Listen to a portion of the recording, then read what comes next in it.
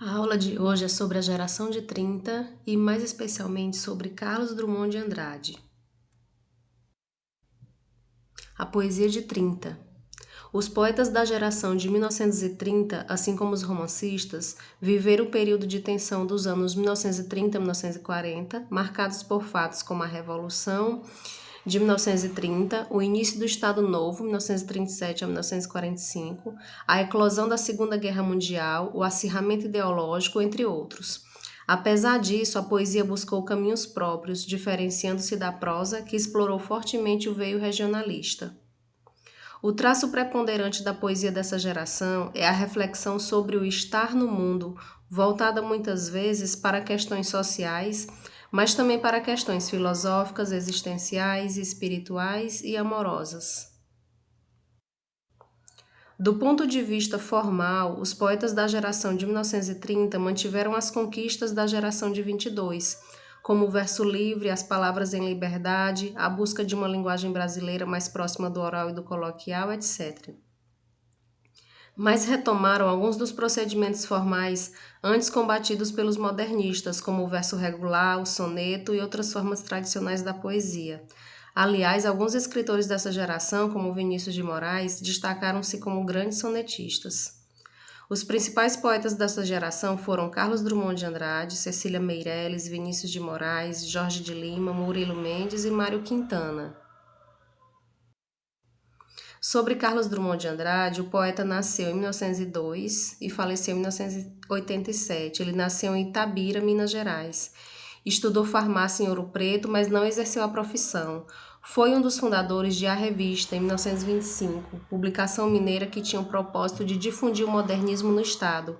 Em 1934, o poeta mudou-se para o Rio de Janeiro, onde teve contato com os escritores da geração de 1930, que viviam na então capital do país. Foi funcionário público e, como cronista, escreveu para jornais mineiros e cariocas. Produziu poesia, crônicas, contos e literatura infantil e é considerado por alguns críticos como o maior poeta brasileiro de todos os tempos. A primeira obra de poesia de Carlos Drummond de Andrade, Alguma Poesia, foi publicada em 1930. Ao longo dos mais de 50 anos de produção literária do poeta, sua obra foi se modificando, refletindo os fatos históricos sociais, porém nunca deixou de apresentar certos traços que lhe foram essenciais, como a reflexão existencial e a ironia. Da vasta produção em prosa e verso do autor, daremos destaque à poesia, que contou com várias fases. Os poemas das duas primeiras obras, Alguma Poesia e Brejo das Almas, de 1934, foram criados sob a influência dos modernistas de 22 e, por isso, ainda são marcados pelo experimentalismo estético, pelo poema-piada, pela síntese, pela ironia e pelo humor. Apesar disso, apresentam uma profunda reflexão sobre o estar no mundo, em uma perspectiva mais individualista e pessimista, revelando um claro sentimento de mal-estar, desagregação e inadequação. A partir de 1940, entretanto, com a publicação de Sentimento do Mundo, nota-se uma clara mudança de perspectiva do poeta. Seus poemas se direcionam então para temas sociais e universais, como a guerra, e passam a expressar um sentimento de esperança e de união entre os homens.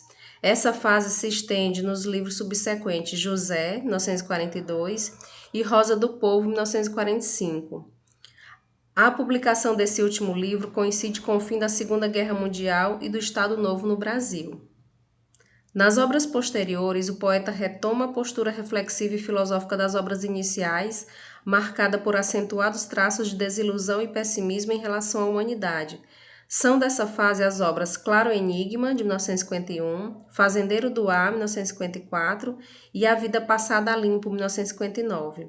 Na fase final de sua produção, em obras como Boitempo, 1968, Corpo, 1982, Amar se aprende amando, 1984, entre outras, Drummond se volta para temas universais como a memória, o tempo, o amor e o erotismo.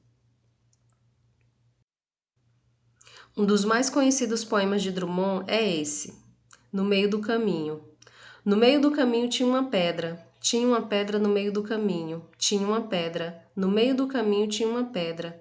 Nunca me esquecerei desse acontecimento na vida de minhas retinas tão fatigadas. Nunca me esquecerei que no meio do caminho tinha uma pedra. Tinha uma pedra no meio do caminho, no meio do caminho tinha uma pedra. Veja o que o autor comentou a respeito do poema. O meu poema No Meio do Caminho, composto de 10 versos, repete de propósito 7 vezes as palavras tinha e pedra, e 6 vezes as palavras meio e caminho. Isso foi julgado escandaloso. Hoje o poema está traduzido em 17 línguas e me diverti publicando um livro de 194 páginas contendo as descomposturas mais indignadas contra ele e também os elogios mais entusiásticos. Achavam-me idiota ou palhaço. Suportei os ataques porque ao mesmo tempo recebi o estímulo de meus companheiros de geração e de pessoas mais velhas, nas quais depositava confiança pela capacidade intelectual e pela honestidade de julgamento que a distinguiam. Também vamos conhecer o texto Coração Numeroso, do nosso poeta Carlos Drummond de Andrade. À medida que nós formos lendo, já vamos comentando. Foi no Rio. Eu passeava na avenida quase meia-noite. Bicos de seio batiam nos bicos de luz estrelas inumeráveis. Havia a promessa do mar, e bondes tilintavam, abafando o calor que soprava no vento, e o vento vinha de Minas. Meus paralíticos sonhos desgosto de viver. A vida para mim é vontade de morrer.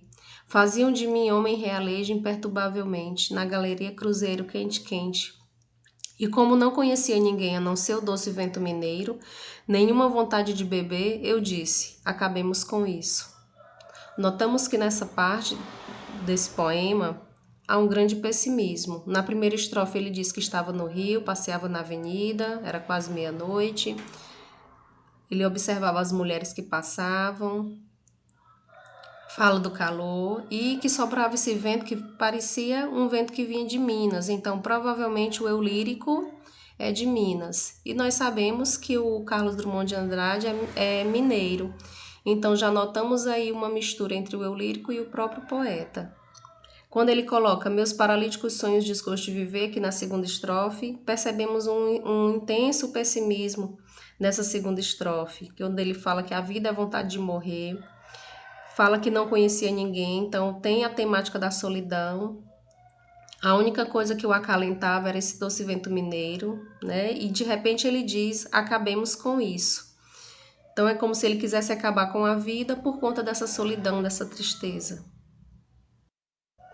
Nessa segunda parte ele diz, mas tremia na cidade uma fascinação, casas compridas, altos abertos correndo caminho do mar, voluptuosidade errante do calor, 1000 presentes da vida aos homens indiferentes, que meu coração bateu forte, meus olhos inúteis choraram.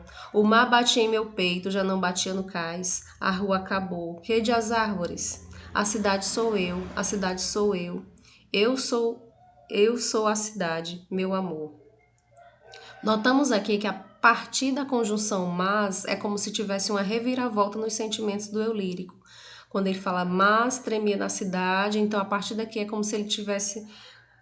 ele passa a sentir um fascínio por esse local que ele está. Fala das casas, dos carros, dos homens. De repente, né, o coração dele passa a bater forte, ele chora.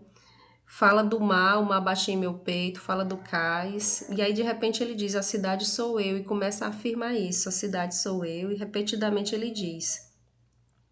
Então nós percebemos, a princípio ele não conhecia ninguém, se sente sozinho, sente vontade de morrer, se sente deslocado, desgostoso, infeliz, e de repente acontece essa reviravolta, esse novo sentimento, e ele passa, é como se ele passasse a ver esse local com os outros olhos. Então ele passa a senti-la de outra maneira, de maneira mais vibrante, sedutora, sensual. E é como se esse sentimento tivesse mudado, modificado em relação a esse local. Um sentimento interior surge nele a partir dessa fascinação que ele começa a sentir por esse local. Desejamos bons estudos a todos.